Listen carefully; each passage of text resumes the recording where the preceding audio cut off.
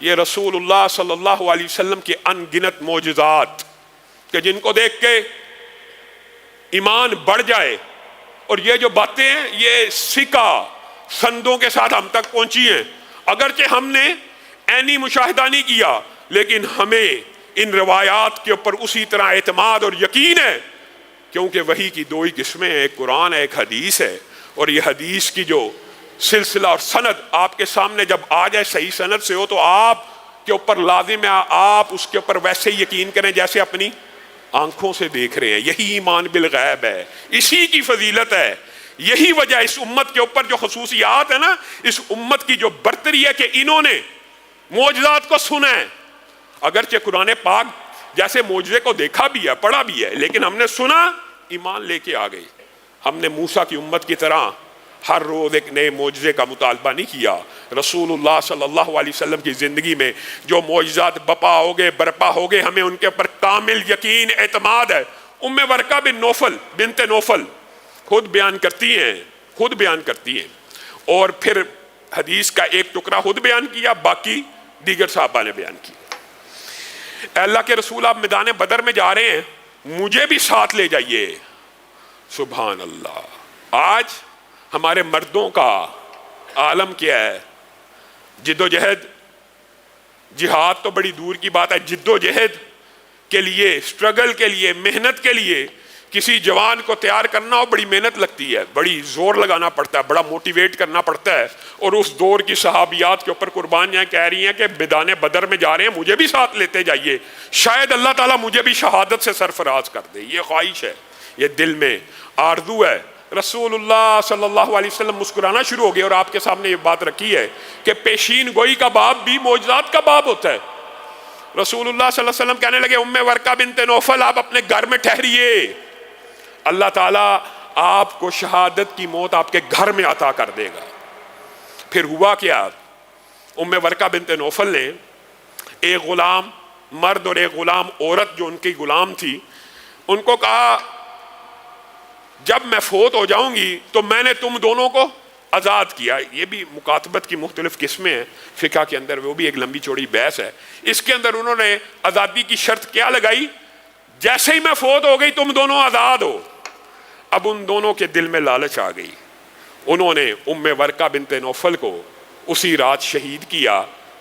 جب یہ رسول اللہ صلی اللہ علیہ وسلم کی حدیث مشہور ہوئی نا تو حضرت عمر کہا کرتے تھے آؤ زندہ شہیدہ کی زیارت کر کے آئے. صحابہ کو رسول اللہ صلی اللہ علیہ وسلم کی بات کے اوپر اس طرح یقین ہوتا تھا کہ یہ ام ورقہ بنت نوفل ان کا یہ اعزاز ہے کہ صحابہ ان کے گھر میں جایا کرتے تھے اور کہا کرتے تھے یہ زندہ شہیدہ ہیں، ان کو رسول اللہ صلی اللہ علیہ وسلم نے شہادت کا اعزاز دے دیا، اب ممکن نہیں ہے کہ یہ شہید نہ ہو. اور وجہ شہادت یہ بنی اس غلام اور اس عورت نے اس لالچ میں آ کے کہ جیسے یہ فوت ہو جائیں گی تو ہم آزاد ہو جائیں گے، ایک رات ان کو شہید کر دیا. اور اسلامی فقہ کے اندر یہ آپ کو پتہ حدیث معروف ہے، کس حوالے سے بھی دیگر اس کے اندر سے بھی مسائل نکلتے ہیں. ایک مسئلہ یہ بھی ہے کہ حضرت عمر نے کہا تھا کہ اس عورت کو غلام اور اس مرد غلام کو پکڑ کے لاؤ. جب ان کو پکڑ کے لایا گیا فقہ کا جو باب اس حدیث سے نکلتا ہے وہ یہ ہے حضرت عمر نے یہ پہلے دو یعنی ایک مرد اور عورت تھے جن کو مدینہ منورہ کے اندر گردن کاٹنے کی بجائے کیا کیا تھا؟ سولی پہ لٹکا دیا تھا. گویا اسلامی فقہ کے اندر کسی جرم کی سنگینی کو دیکھتے ہوئے مصلوب کر دینا، سولی پہ ٹانگ دینا، لوگوں کے لیے نشان عبرت بنا دینا یہ جائز ہے. اور یہ وہ پہلے دو ہیں جنہیں مدینۃ الرسول کے اندر پھر حضرت عمر نے اس جرم کی پاداش کے اندر سولی پہ لٹکا دیا تھا. رسول اللہ صلی اللہ علیہ وسلم کی یہ جو پیشین گوئیوں کا باب ہے یہ بھی ایک بڑا طویل باب ہے، لیکن چند ایک آپ کے سامنے رکھتے رہتے ہیں کہ جذبات کو، ایمان کو جلا بخشی جائے اور ایمان تر و تازہ ہو جائے.